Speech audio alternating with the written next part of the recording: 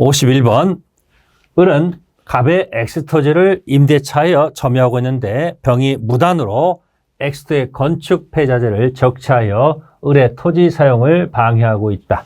그러면 여기서 갑과 을이 있을 때 임대차 했으므로 을은 임차권, 채권입니다.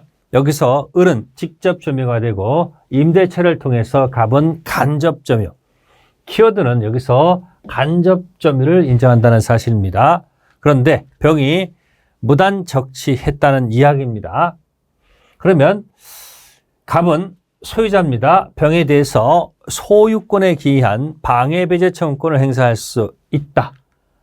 갑은 소유권이 있기 때문에 소유물 방해 제거 청구권을 병한테 행사할 수 있다는 뜻입니다.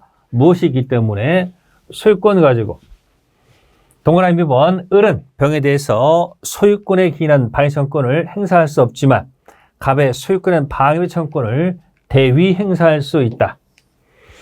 임차권 가지고는 물권 청구권이 인정되지 않기 때문에 을은 갑의 소유권에 기인한 물청을 대위, 키워드는 대입니다. 옳은 지문. 동그라미 3번째, 병이 엑스토지를 자신의 것으로 오신해서 건축폐 적치한 경우라 하더라도 을은 지금 직접 점유자입니다. 병에 대해서 점유권에 기인한 방해배제 청구권, 점유권을 기초로 한 물권적 청구권을 행사할 수 있다. 네, 옳은 지문입니다. 직접 점유자로서 점유권 방해제 청구권을 병한테 행사할 수 있다. 동그라미 4번째, 갑은 병에 대해서 점유권에 기인한 방해 청구권을 행사할 수 없지만 벌써 여기서 틀렸습니다. 을의 점유권에 방해 청구권을 대행사할 수 있다. 틀린 지문이에요. 키워드가 갑은 간접점이라는 얘기죠. 을이 침탈당했으면 갑도 침탈에 해당하기 때문에 갑 역시 간접점유자로서 점유권 방해 청구권을 병한테 행사할 수 있다. 정답 4번이 틀렸습니다. 간접점유를 정확하게 파악했는지 못했는지를 묻고자 하는 지문이죠. 5번째, 임대차 계약이 끝났다. 갑은 을에 대해서 임대차 계약상 반환 청구권 행사할 수 있는데 이는 채권 청구권으로 물권 청구권과 별개로 행사할 수 있다는 것. 51번 찬찬히 분석해 두셔야 합니다. 50번 등기가 있어야 물권 변동이 되는 경우죠. 전형적인 문제입니다. 그래서 일단 법정갱신은 법률 규정이니까 등기 없이도 자동 취득. 두 번째, 법정지상권도 자동 취득. 법정은 전부 다 자동입니다. 세 번째, 공유물 분할 판결에 의한 소유권 취득은 요거는 형성 판결입니다. 형성 판결의 대표적 예. 따라서 이 경우는 등기 없이도 자동 취득. 저당권 실행 경매도 법률 규정에 해당되기 때문에 자동 취득. 5번째, 자, 법원까지 간 건 좋습니다. 그런데 협의가 성립해서 조정이 된 때, 이때 판례 태도는 등기해야 소유권 취득하도록 되어 있습니다. 그래서 정답은 5번. 참고해 봅시다. 공유물 분할에 관한 얘기예요. 협의가 됐습니다. 그러면 현물 분할 합의가 됐다면 요거는 등기해야 소유권 취득합니다. 그런데 협의가 안 돼서 법원으로 갔을 때 법원에 가서도 조정에서 합의가 됐다면 여기 잘 보시면 합의란 키워드를 기억하세요. 이런 경우라면 조정이라 할지라도 등기해야 소유권 취득한다는 것이 판례의 태도라는 거죠. 근데 만약에 조정도 안 됐다면 법원 판결, 이게 공유물 분할 판결, 형성 판결의 가장 대표적 예, 이런 경우는 등기 없이도 소유권 취득한다는 것. 53번 채권적 청구권. 반대되는 이야기는 물권적 청구권입니다. 그래서 기본적으로 물권자가 아니다라고 판단하면 채권적, 물권자라 판단한다면 물권적. 그러면 기억에 매수인, 아직 소유권 취득하지 않은 단계이므로 요거는 물권자가 아니므로 채권적. 니은도 점유취득시효 완성자. 등기해야 소유권 취득하기 때문에 아직 등기하기 전이므로 역시 채권적 청구권. 이것은 위조 서류에 의하여 마쳐진 소유권 이전 등기, 소유자 말소 등기 청구권. 지금 갑이 소유자로 등기가 돼 있었는데, 자, 이게 지워지고 을이 위조 서류에서 등기 쳤다 이야기입니다. 이 경우에 이 등기는 무효 등기이므로 소유자의 말소 등기 청구권은 소유자가 되기 때문에 물권자입니다. 따라서 물권적 청구권. 리을은 중간 생략 등기에 있어서 최종 양수인.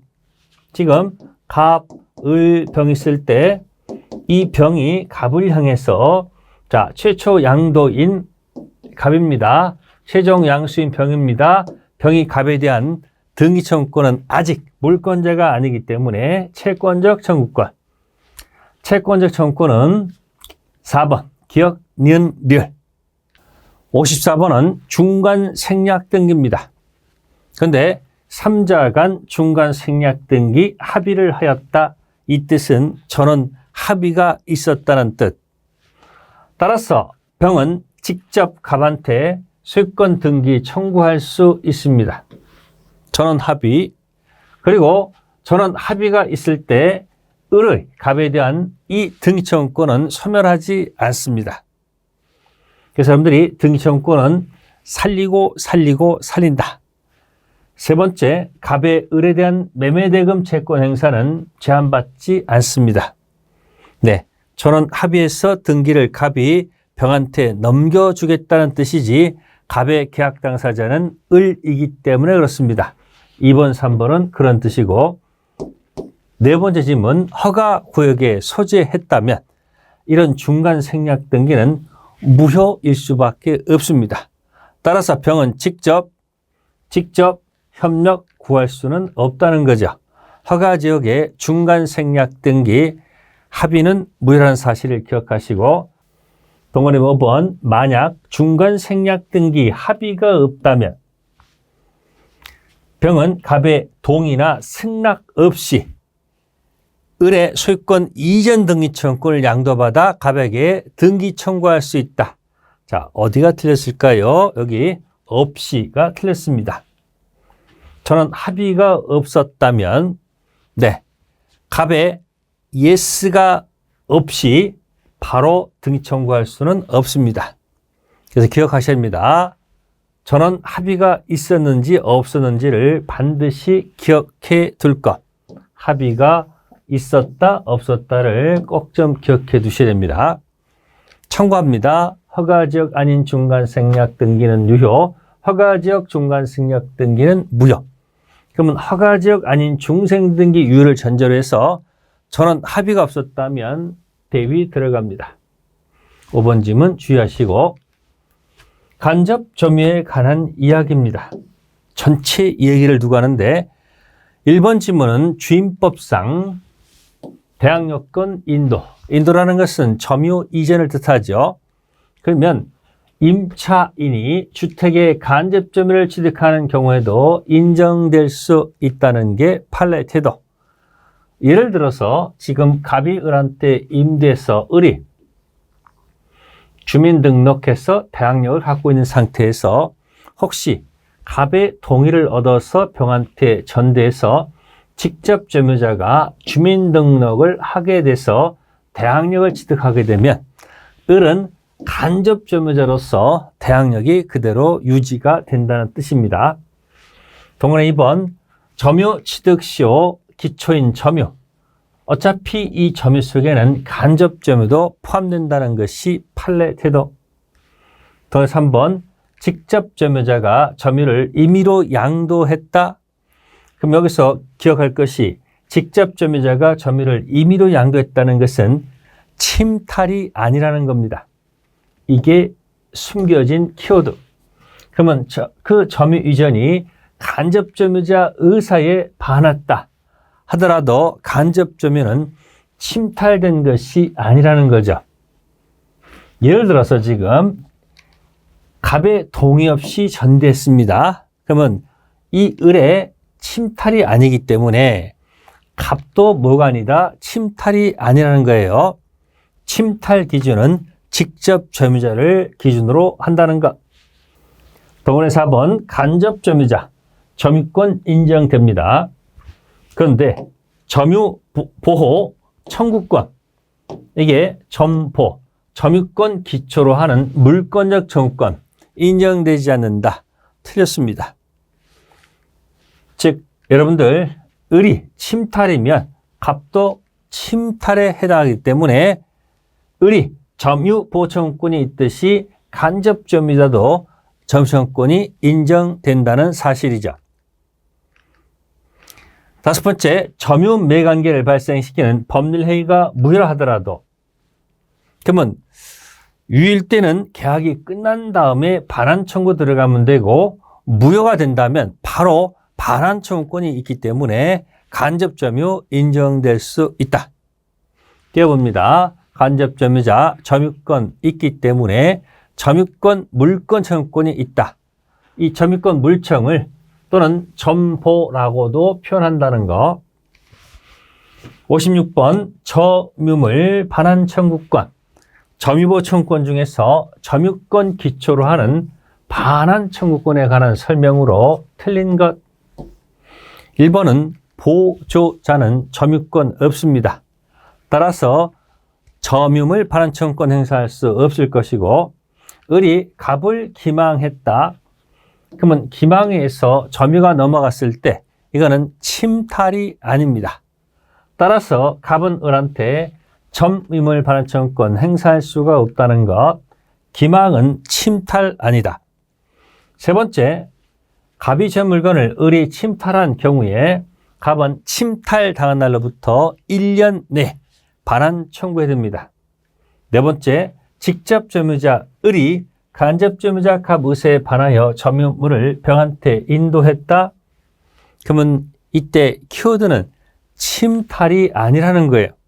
그러면 간접 점유자도 침탈이 아니기 때문에 갑은 병한테 점유물 반환 청구권 행사할 수가 없습니다.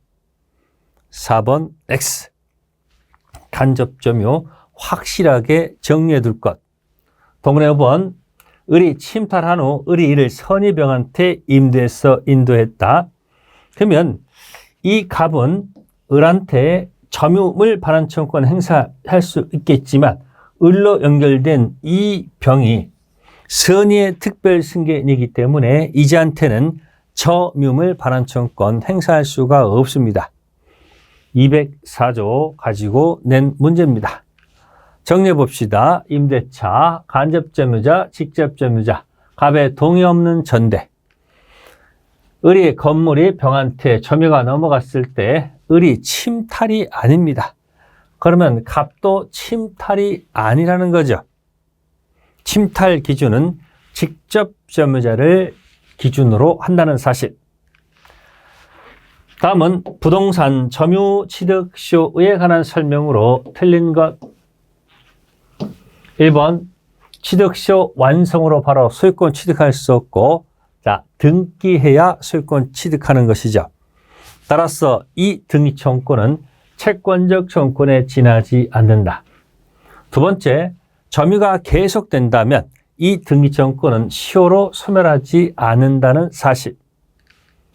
동의 3번, 등기하기 이전 소유자는 시효 취득자에게 점유로 인한 부당이득 반환 청구권 행사할 수 있다? 여기가 틀렸습니다. 갑 등기된 부동산 을이 점유해서 20년 완성돼서 등기하기 전 이 등기부상 소유자는 이 을한테 그동안 점유로 인한 부당이득 반환 청구권 행사할 수가 없습니다. 등기 이전을 의무가 있기 때문에. 동원의 네 번째, 소유 명의자가 진정한 소유자가 아니죠. 그럼 진정한 소유자가 아니라면 그자한테 취득시효 등기 청구할 수는 없을 것이고, 동원의 5번, 완성 후 시효 취득자가 이전 등기 절차 이행의 소를 제기했습니다. 상대방의 소유를 인정해서 합의로 소를 취했다는 얘기죠. 합의로 소를 취했다는 것은 시효 이익을 포기한 것이나 같죠. 옳은 지문입니다. 띄워볼까요? 갑을 20년 이상 점유로 인한 부당이득 반환 청구권 행사할 수 없다는 사실.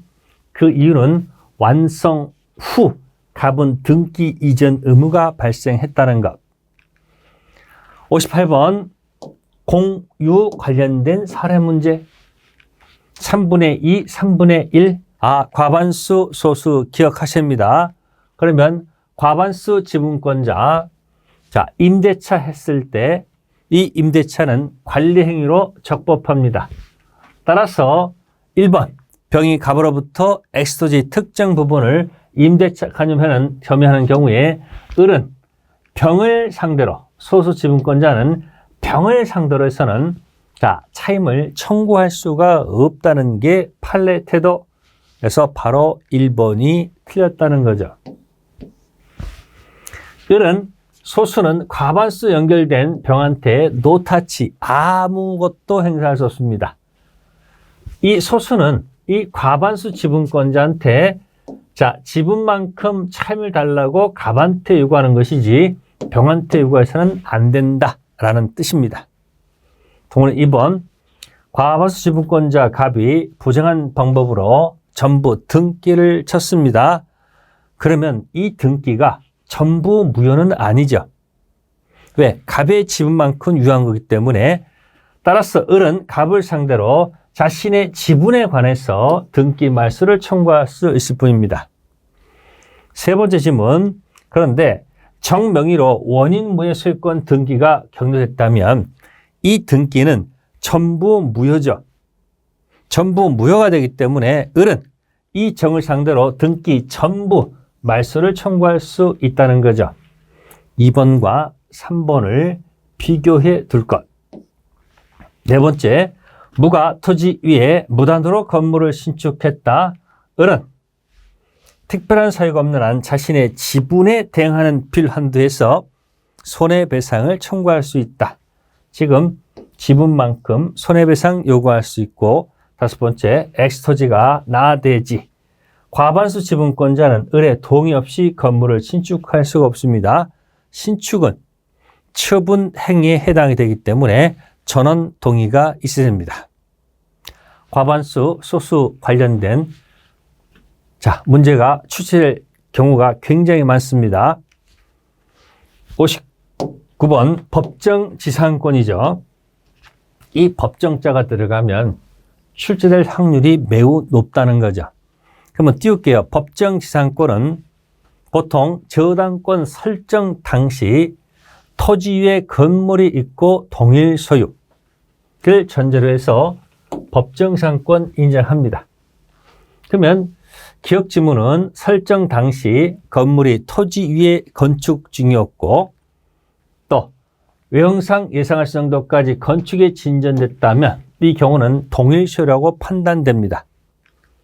이는 저당권 설정된 토지 위에 건물이 축조된 후 그러면 토지의 저당권이 설정 당시 건물이 없었기 때문에 나대집니다. 이런 경우는 법정지상권 인정할 수가 없다. 대거 출발은 동일 소유인데 공동저당입니다. 그런데 자, 건물이 철거되고 신축. 그래서 공철신. 이런 경우는 법정지상권 인정하지 않고요. 늘 설정 당시 지상에 건물이 존재하고 있었고 양자가 동일 소유. 그러면 그 뒤에 혹시 건물 소유자가 바뀐다 하더라도 법정지상권 인정합니다. 그래서 인정되지 않는 것은 니은, 디귿. 법정지상권도 준비해 두셔야 합니다. 지역권입니다. 지역권 설명으로 옳지 않은 거. 1번 질문은 한 사람이 취득하면 다른 공유자도 취득합니다. 취득은 쉽게, 소멸은 어렵게. 동원의 2번 공유자 한 사람이 소멸시효를 중단시키면 다른 공유자에게도 효력이 있습니다. 취득은 쉽게, 소멸은 어렵게. 그래서 2번 지문이 틀렸습니다. 세 번째, 취득기간 중단. 자, 취득시효 중단은 전원한테 해야 됩니다. 모든 거대한 사유가 아니면 효력이 없다는 거죠. 통행지역권 점유 취득 시효는 도로 설치, 이게 통로 개설입니다. 객관적 상태를 전제하고, 다섯 번째, 통행지역권을 시효 취득했을 때 무상이 아니고 유상입니다. 따라서 손해보상이 됩니다. 지역권 소멸시효 중단은 한 사람만 하더라도 다른 공유자한테 효력이 있다. 이렇게 기억하세요. 소중한 한 사람이 있다. 여러분 가슴속에 소중한 한 사람이 있다. 61번 단독주택 일부에 대해서 전세권 취득했다. 틀린 것. 건물 일부죠. 그러면 설정행위로 금지되는 한 전세권을 제3자에게 양도할 수 있다. 물권이므로, 자, 기간이 만료가 됐다. 주의할 것, 지상물. 여기가 틀렸습니다. 지금 건물 일부를 빌려 쓴 사람은 그 건물에 부속한 물건, 부속물 이야기지 지상물이 아니죠. 그래서 2번이 틀린 겁니다. 토지 전세권이라면 지상물이 맞습니다. 근데 건물 같은 경우는 부속물로, 지상물과 부속물 개념을 정확히 구별할 것. 2번 틀렸고, 존속기간이 만료가 됐다. 당연히 용익물권자권은 자동 소멸한다. 네 번째, 주택 전부에 대해서 우선 변제권 행사할 수가 있고, 주의할 것은 갑은 X 부분이 아닌 나머지 주택분에서는 경매 청구할 수가 없습니다. 이 4번, 5번도 중요한 판례 태도죠. 그래서 건물 일부 전세일 때는 전부 경매할 수는 없지만 전부 우선 변제 받을 수 있다. 참고해 두시면 좋겠습니다. 유치권의 이야기죠. 유치권은 일단 공식이 점유를 해야 됩니다. 물건 관련 채권 가지고 유치권 행사하는 거죠. 1번, 채권 존재합니다. 근데 점유를 하는데 이 점유가 불법 행위를 한다면 이런 경우는 유치권 성립할 수 없고, 그 다음에 유치권자가 유치물 소유자 승낙 없이 임대하게 되면 문제 있는 겁니다. 유치물 소유자는 유치권 소멸을 청구할 수 있습니다. 세 번째, 점유를 상실했습니다. 그러면 유치권 날아갑니다. 근데 점유 회수의 소, 이게 바로 점유물 반환 청구권 던져서 점유를 회복할 수 있다는 것만으로는 유치권 인정되지 않는다. 판례 태도입니다. 정답입니다. 그러면 점유를 직접 회수를 해서 점유가 돼야지 유치권이 살아나는 것이지, 점유물 반환 청구권 이것만 가지고는 아직 점유가 회복된 것이 아닙니다. 주의하시고, 채무자 직접 점유, 이럴 경우는 유치권 인정하지 않습니다. 채무자 직접 점유가 아니고 제3자 직접 점유하는 유치권자의 간접 점유를 인정한다는 것. 다섯 번째, 저당물 제3취득자가 점유물 개량을 위해서 유익비를 지출했습니다.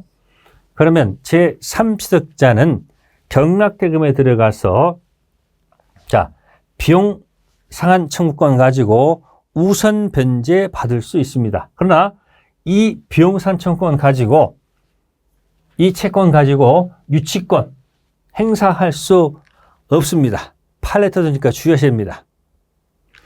다음은 을수 엑스토지에 저당권 취득했다. 일괄 경매 청구할 수 있는 경우.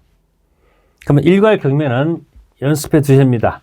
일단 출발이 나대지 시작해서 그 다음 건물 신축, 경매 당시 동일 소유 키워드죠.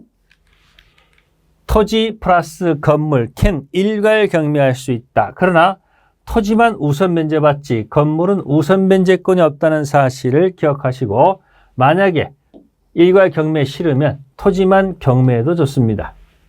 이거는 하나의 스토리이기 때문에 완벽히 이해해 두세요.